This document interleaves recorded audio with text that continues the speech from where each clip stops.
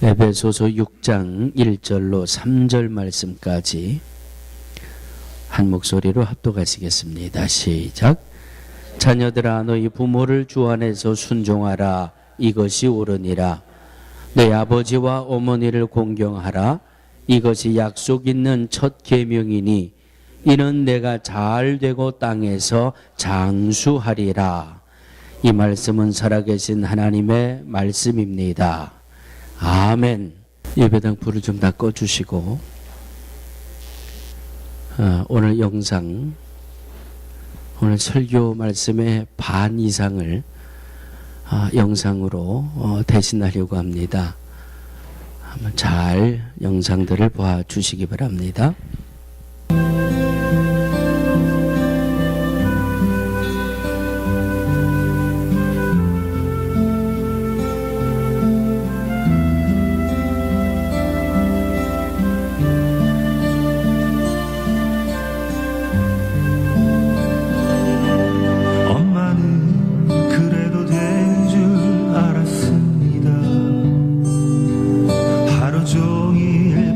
죽어라 이래도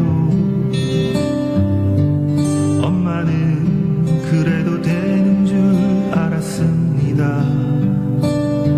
찬밥으로 점심을 때워도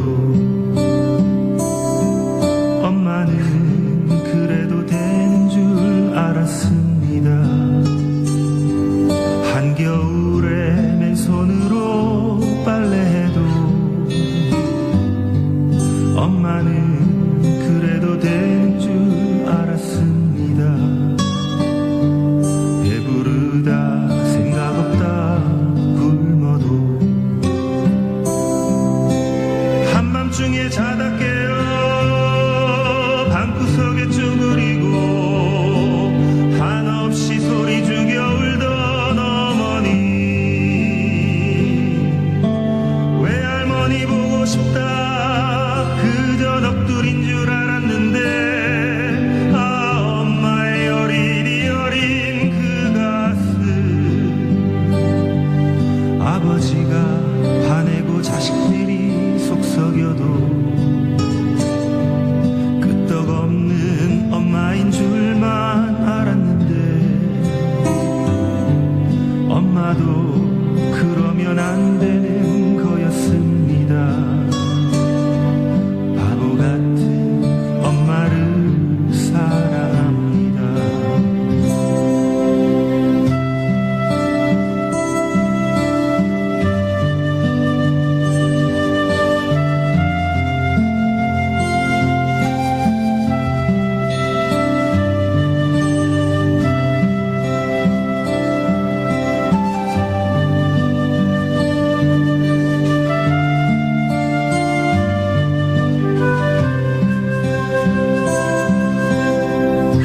엄마는 그래도 되는 줄 알았습니다. 하루 종일 떼약볕에서 죽어라 일해도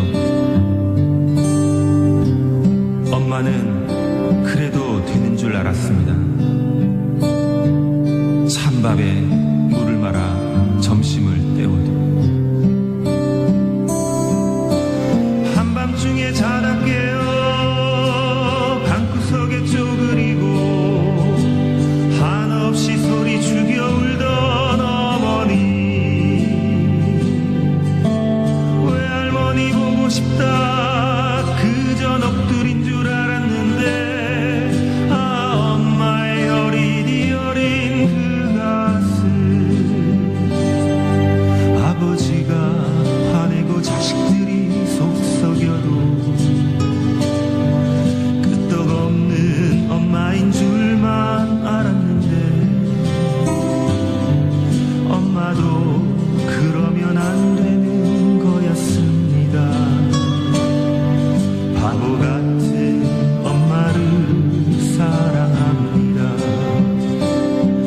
엄마도 그러면 안 되는 거였습니다. 바보 같은. 북한에 있을 때 어머니가 늘 이렇게 생선 반찬을 하시면 그 고기는 다 저희 한테 주시고 본인은 머리만 주시는 거예요. 맞아, 근데 맞아. 뭐 나만의 뭐 어두진미라는 말이 있지만, 어두육미. 네, 육미라는 말이 있긴 하지만, 근데 철이 없을 때 어렸을 때는 그냥 그게 진실인 줄 알았어. 정말 엄마는 영양가 많은 머리만 드시고 우리한테는 몸뚱이를 주시는 걸 이렇게 생각해서 당연하다고 생각했었거든요. 당연하게 머리는 안 먹고 그냥 몸뚱이만 먹었는데 지금 생각해보면 엄마가 다 자식들 셋 다 챙기고 남편 챙기다 보니까 본인 정작 드실 게 없으니까 머리를 드신 거예요. 너무 가슴이 아픈 거죠. 그리고 또 하나는 저희가 이제 탈북을 할 때 두만강에 발을 듣지도 못하고 잡혔어요. 그때 이제 엄마랑 저랑 같은 깜방에 이제 같은 방에 들어갔는데 그때 제가 그 깜방 안이 난방도 안 되어 있고 굉장히 추운데 심지어 화장지도 없어요. 그러니까 그 방 안에 소변을 볼 수 있는 그 칸만 있을 뿐이지 뭐 화장지 이런 게 전혀 없거든요. 말 그대로 우리는 죄인이기 때문에 어떠한 그런 시설이 마련되어 있지 않았는데 근데 거기서 제가 그때 17살이었으니까 생리가 왔어요. 근데 아무것도 입은 옷밖에 어떻게 할 수가 없는 상황에서 어머니한테 말했더니 엄마가 처음엔 당황해 하시더니 더 이상 뭐 어떻게 방법이 없으니까 갑자기 그 추운 겨울에 엄동설 안에 본인이 내복을 벗으시는 거예요. 그래서 그 내복으로 이제 그 처리를 해라 이렇게 얘기하시는데 지금 생각해보면 정말 어머니가 아니었으면 할 수 없는 그런 사랑들이었던 것 같아요. 네. 아이고. 저희 어머님은요, 키가 한 149 정도 돼요. 저희 교도랑이 와요, 이렇게. 근데 대학에 그 용돈이 모자라가지고 집에 가면 돈이 없으니까 그 배낭에 이제 사과배 그걸 담고 시장에 이제 그거 한 40분 걸어 나가야 돼요. 근데 그때 제가 옆에 그렇게 운동해서 몸도 좋고 그러면서도 어머니가 메고 가는데 창피하다고 어머니 혼자 메고 가서 시장 안에 들어가서 자리도 없어가지고 가운데서 파는데 단속반한테 걸려가지고 그 배낭 통째로 버렸는데 어머니 그 주워 담는 거 보면서도 나무 뒤에 숨어서 도와주지도 않았어요. 지금 생각하면 너무 철이 없고 원래 한국 올 때도 한국 온다는 얘기도 안 하고 그냥 나 장사하러 간다고 그렇게 얘기하고 왔는데 진짜 통일이 돼서 북한 남북이 통일이 되면 정말 꼭 배낭은 그냥 어머니를 제가 업고 다니면서 정말 있는 거 없는 거 다 사드리고 그렇게 해주고 싶어요. 우리 어렸을 때 아마 남이나 북이나 마찬가지일 겁니다. 어머니 좀 도와드리지 못했던 거, 이 가슴 한켠에 말 못하고 가지고 있는 아픔으로 남아있지 않은지 이런 생각합니다.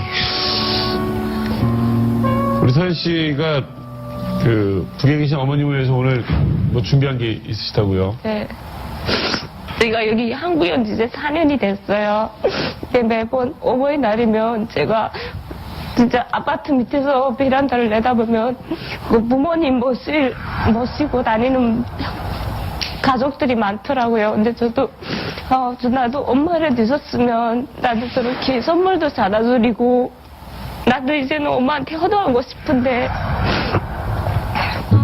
어머님 만나면 꼭 저도 제 손으로 만든 카네이션을 어머님한테 달아주고 싶었어요. 그래서 오늘 직접 만나서 못 드리지만 제가 제 손으로 만나서 오늘 영상이라도 꼭 어머님한테 드리고 싶었어요.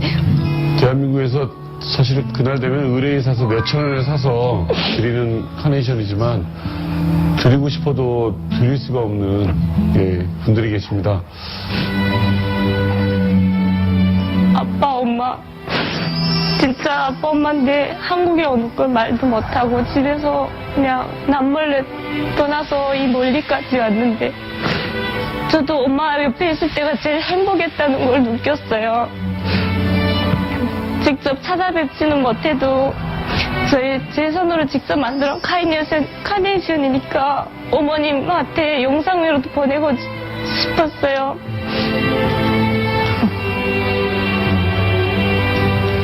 나의 어머니 이제는 늙으셨네. 꽃처럼 곱던 얼굴 이제는 주름졌네. 잊지 말자 나를 키운 어머니 사랑 내 꿈에 와란데 어머니 그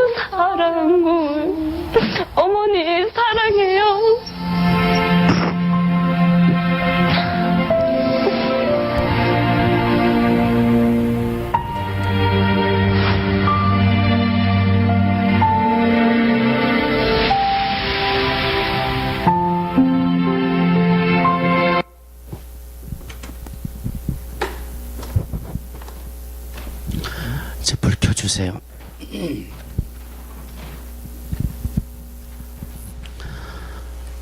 항상 어버이 주일이면 좀 마음이 많이 무거워지는 그런 분위기를 우리가 피해갈 수가 없을 것 같습니다.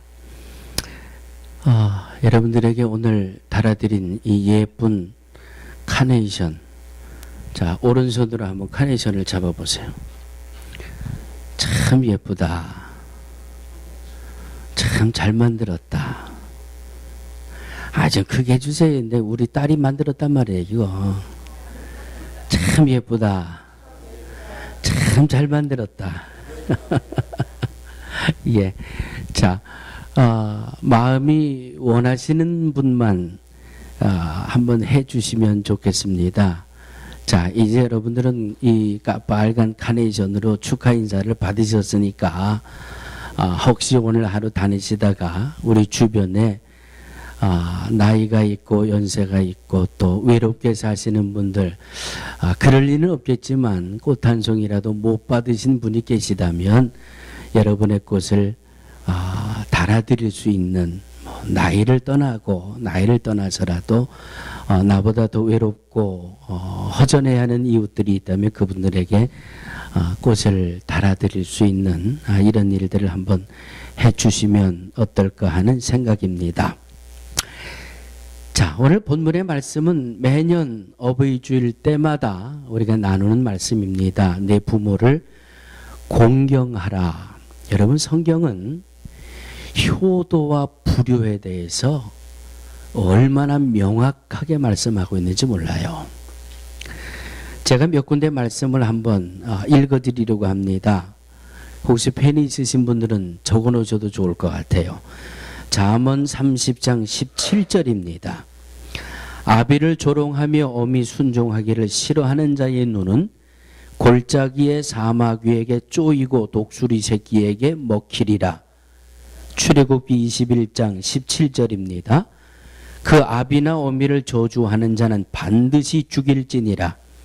신명기 21장 18절로 21절입니다. 사람에게 완악하고 패역한 아들이 있어 그 아비의 말이나 그 어미의 말을 순종치 아니하고 부모가 징책하여도 듣지 아니하거든 부모가 그를 잡아가지고 성문에 이르러 그 성읍 장로들에게 나아가서 그 성읍 장로들에게 말하기를 우리의 이 자식은 완악하고 패역하여 우리 말을 순종치 아니하고 방탕하며 술에 잠긴 자라 하거든 그 성읍의 모든 사람들이 그를 돌로 쳐 죽일지니 이같이 내가 저희 중에 악을 제하라 그리하면 온 이스라엘이 듣고 두려워하리라. 불효에 대해서 얼마나 두려운 말씀을 성경은 주고 있는지 모릅니다. 지난 주일날도 말씀을 드렸습니다마는 요즘 천국이 있고 지옥이 있습니다. 그러고 말하면 요즘 듣기 싫어한다 그러잖아요.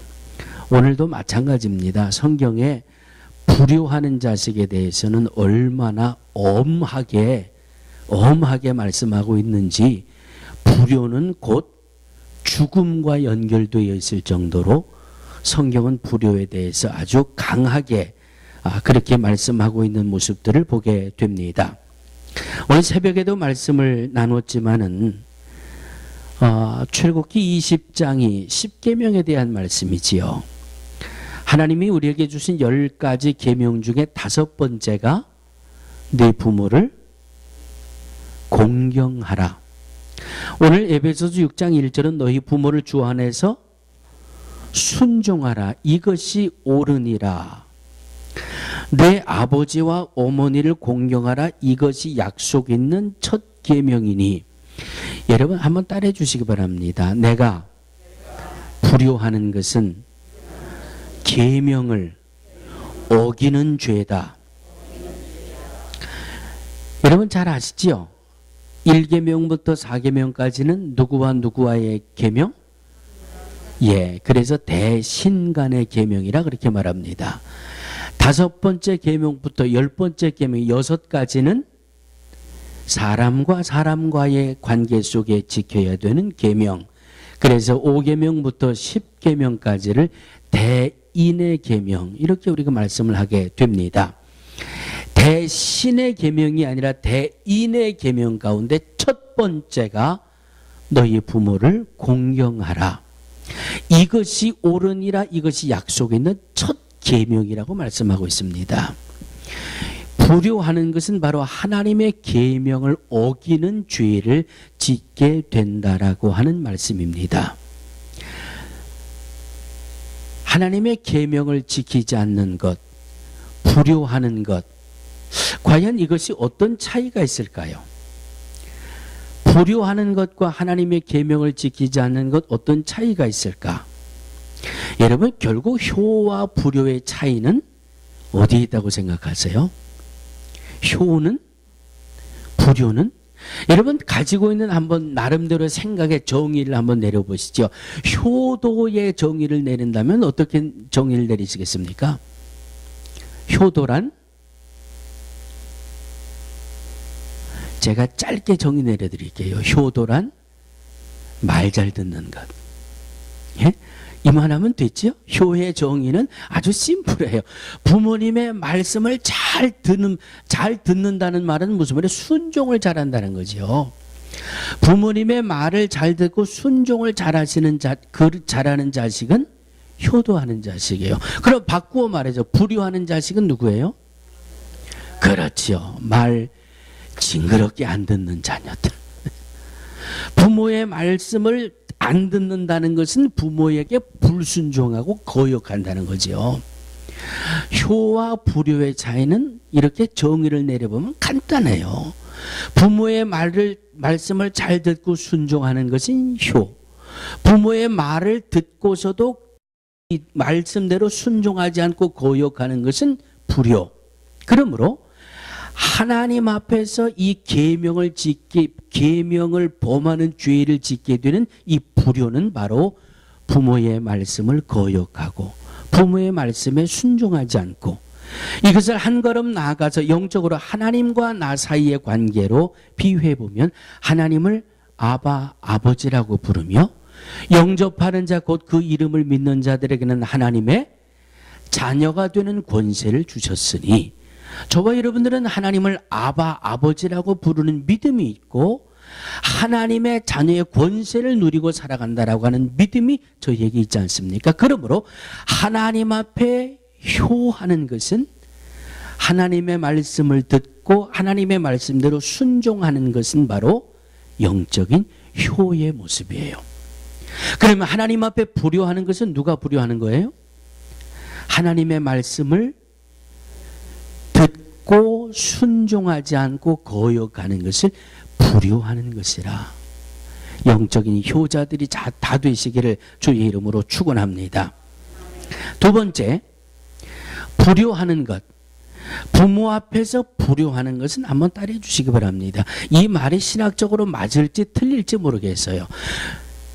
불효하는 것은, 따라해 주세요. 불효하는 것은 사탄에게 미혹된 증거다. 신학자들이 와서 제가 이 말했다고 당신이 이단 아니요 이러면 난 별로 대답할 말이 없어요. 그런데 성경을 보니까 디모데후서 3장 1절로 3절에 보면 말세에 나타날 징조를 말씀하고 있거든요. 그 말세에 나타날 징조를 제가 한번 말씀을 봉독해 드릴 테니까 내가 이것을 알라. 말세에 고통하는 때가 이르리니 사람들은 자기를 사랑하며, 누구를 사랑한다고요? 돈을 사랑하며. 누구를 사랑한다고요? 예.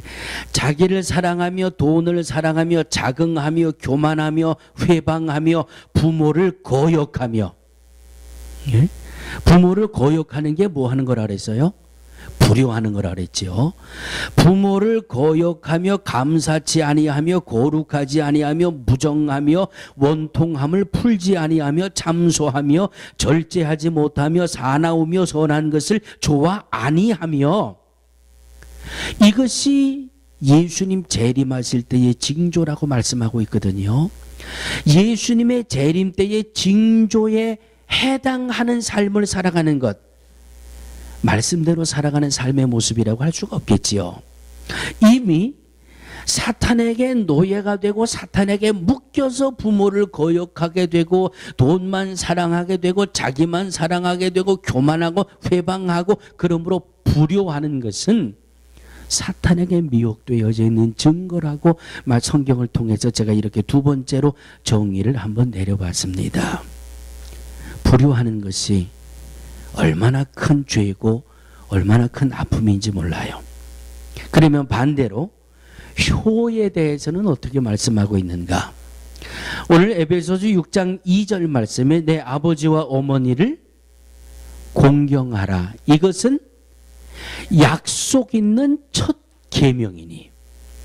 그러면 약속 있는 첫 계명이라고 그랬습니다. 부모에게 효도하고 하나님 앞에 효하는 것처럼 믿음 생활하는 하나님의 자녀들에게는 약속이 있는 그 약속을 주셨다고 했는데 그 약속은 오늘 3절에 보니까 이는 내가 잘 되고 땅에서 장수하리라. 이 10계명 중에 5번째 계명인 출애굽기 20장에 가보면 내가 이 땅에서 길게 살리라. 장수의 복을 약속해 주셨어요. 부모에게 효하는 자녀들, 하나님 앞에 효하는 것처럼 하나님의 말씀대로 순종하며 살아가는 이런 믿음의 자녀들에게 하나님은 이 땅에서 잘 되는 삶과 장수의 복을 약속해 주셨다라고 성경은 저와 여러분들에게 분명히 말씀을 해주고 계십니다. 어느 한 소년이 아주 큰 꿈을 꾼습니다. 매일 바다를 바라보면서 나는 이 바다를 정복하는 사람이 될 거다. 그리고 이 어린 소년은 이 어려서부터 바다를 바라보면서 그 꿈을 키워왔어요. 나는 이 바다를 정복하는 사람이 되겠다. 이 바다를 내가 가슴에 품겠다. 얼마나 꿈을 크게 꿨을까요? 드디어 이가 학교를 졸업하고 성인이 되면서 이제 이 온 세계 바다를 누리는 큰 뭐라 그래야 돼요? 무슨 회사라 그래야 돼요? 통운회사라고 그래야 되나요? 하여튼 이 세계의 바다를 다 휘짓고 다니는 큰 선박회사에 취직을 하게 됩니다. 그래서 어느 날 이제 이 아들이 집을 떠나게 됩니다. 부모님을 떠나게 됩니다. 그리고 자기가 어려서부터 품어왔던 그 꿈을 풀기 위해 이제부터 바다를 향해 출발하려고 합니다. 그때 이의 어머님이 아들의 손을 꼭 잡습니다. 아들아, 안 가면 안 되겠니? 이 아들에게는 자기가 어려서부터 평생 꾸어왔던 꿈이거든요. 아유, 어머님, 내가 어려서부터 가졌던 꿈이 이제 내 눈앞에서 막 펼쳐질 때인데 어머님, 자식이 가는 길에 기뻐하고 축하하고 박수를 쳐주셔야지 왜 가지 말라고 하세요? 그런데 이 어머니는 뒤로 물러서질 않아요. 그러면 아들의 손을 붙잡고 눈물을 흘리시면서 아들아, 안 가면 안 되겠니? 어머님, 제가 큰 꿈을 이루어야 되기 때문에 내가 크게 성공을 해서 돌아올 테니까 어머님 조금만 기다리세요. 그리고 어머님 손을 띄고 출발을 했어요. 배를 막 타려고 하는 그 순간에 이 아들의 마음이 너무너무 무거워가지고 배를 타려고 하다가 그 자리에서 그만뒀어요. 어머니의 눈물이 자꾸 눈에 밟혀서 갈 수가 없어요.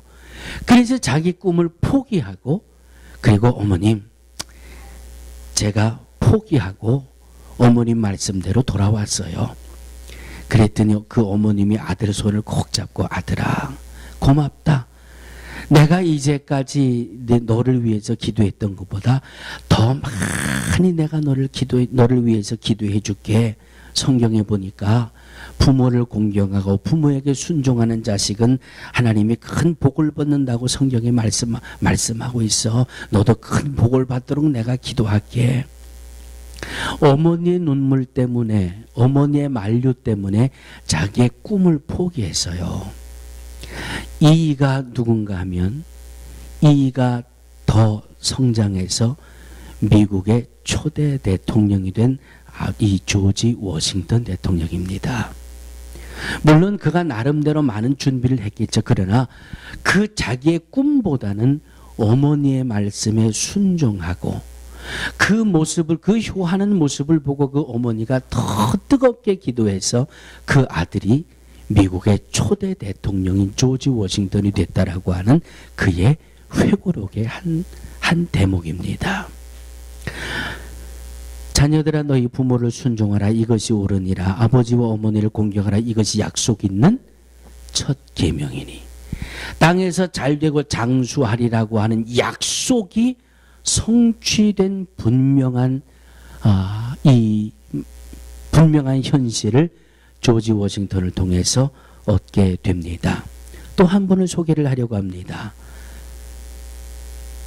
한 가난한 어머니가 살기 위해가 아니라 자식의 공부를 시키기 위해서 야산을 개간을 합니다.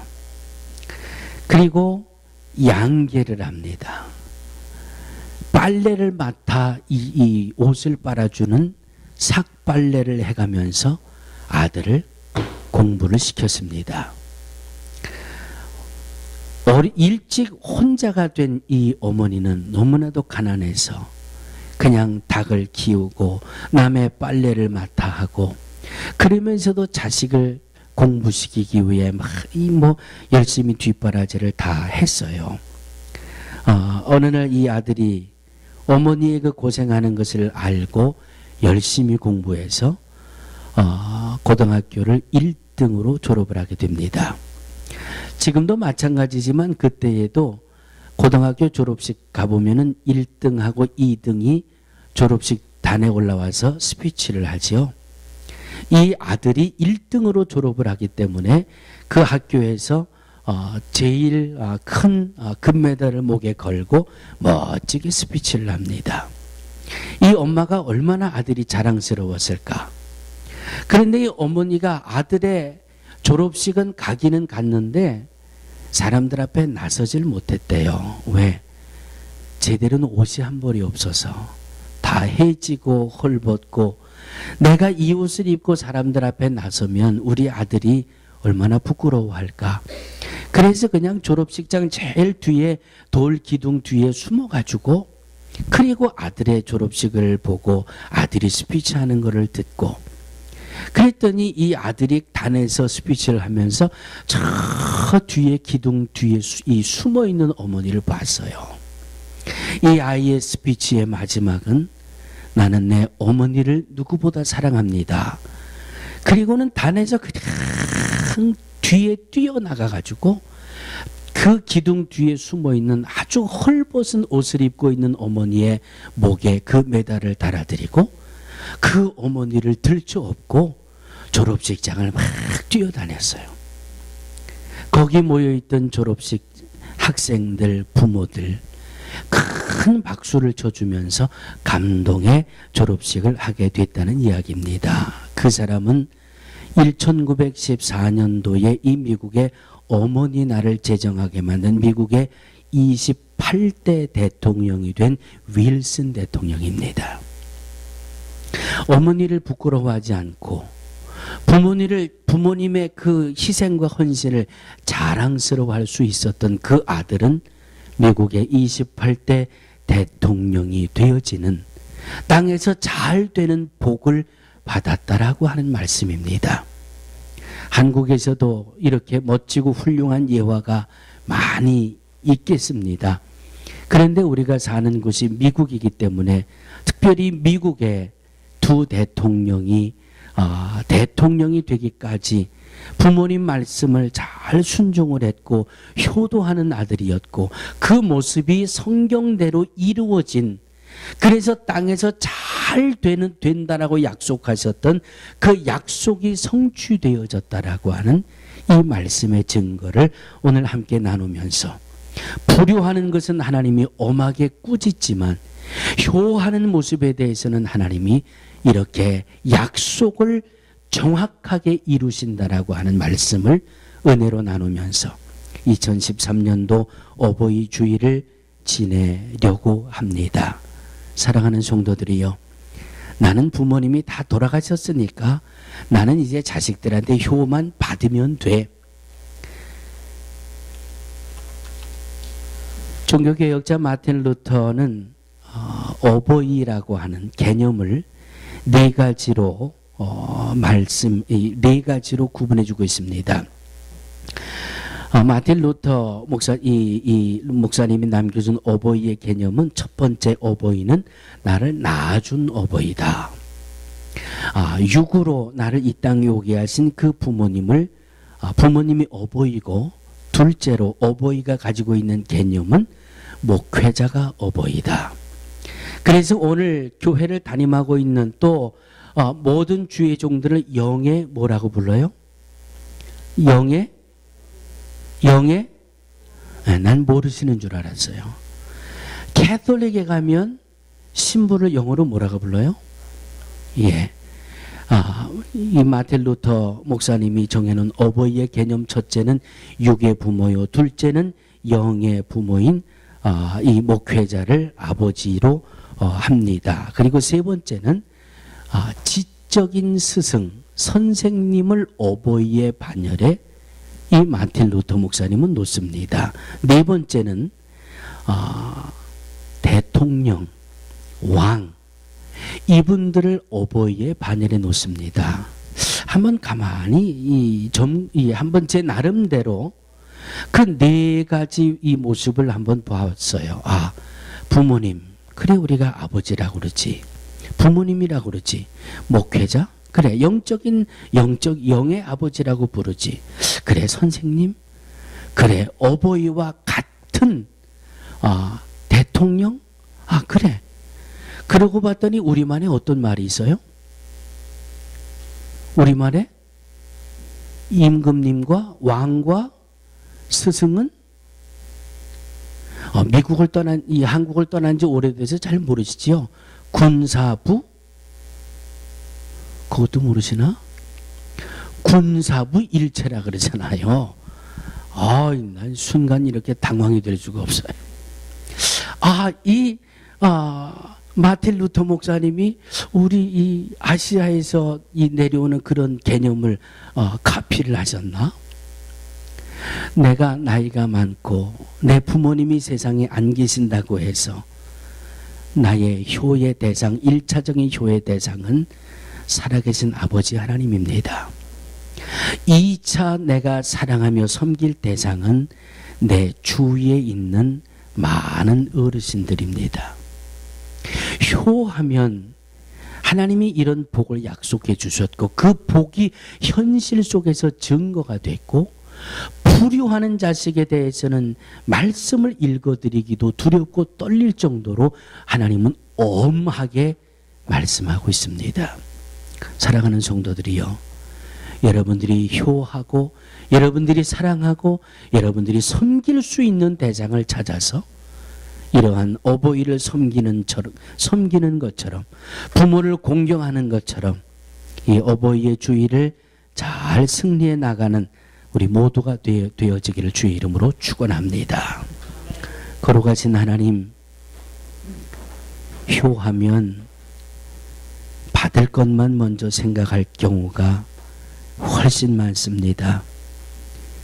나는 효를 받아야 될 나이지, 나는 효를 할 나이가 아니야 라고 스스로 생각할 때가 너무나 많습니다. 내가 하나님을 향하여 아버지라고 부르면서도 내가 하나님 앞에 어떻게 해야 주님이 기뻐하시고 하나님의 말씀을 어떻게 해야 내가 하나님 앞에 효를 행하는지 영적인 모습은 기억하지 못하고 살아갈 때가 너무나도 많습니다. 아버지 하나님, 2013년 어버이 주일에는 하나님을 향한 효가 우리의 믿음과 생활 속에 다시금 세워질 수 있도록 하나님 역사하여 주시옵소서. 자식의 재롱을 보며 손주들의 재롱을 보며 기뻐할 줄 알면서 내가 하나님을 기쁘시게 해드려야 하는 것은 기억지 못하고 살아갈 때는 없습니까? 하나님, 나의 한 가지 한 가지를 통해서 나를 바라보시는 하나님이 기뻐하시고 나의 살아가는 삶의 모습을 통해서 하나님이 영광을 받으실 수 있는 영의 자녀들 다 되게 하여 주시옵소서. 육의 부모님들을 섬기며 공경할 수 있게 해주시고 우리 주변에 연세 높으신 분들을 사랑하며 섬기며 공경하며 아버지 하나님 진정 우리 능력교회의 온 성도들이 효도하면 이름을 낼 수 있는 모든 성도들 되게 하여 주시옵소서.